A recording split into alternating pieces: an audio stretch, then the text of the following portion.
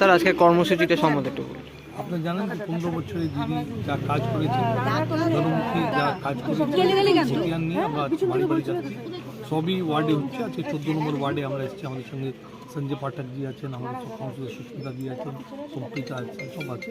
আমরা সব বাড়িতে সৌনিধি আছে।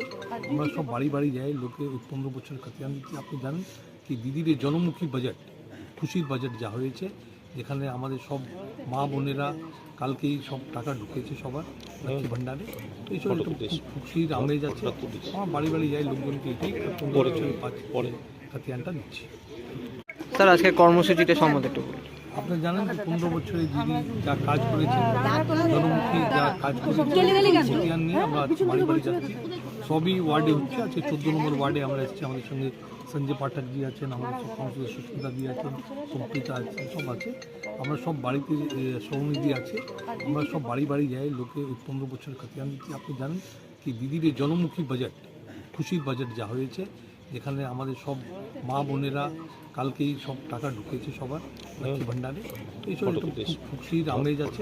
আমার বাড়ি বাড়ি যাই, লোকজনকে এটাই 15 বছরের পরে খতিয়ানটা দিচ্ছি।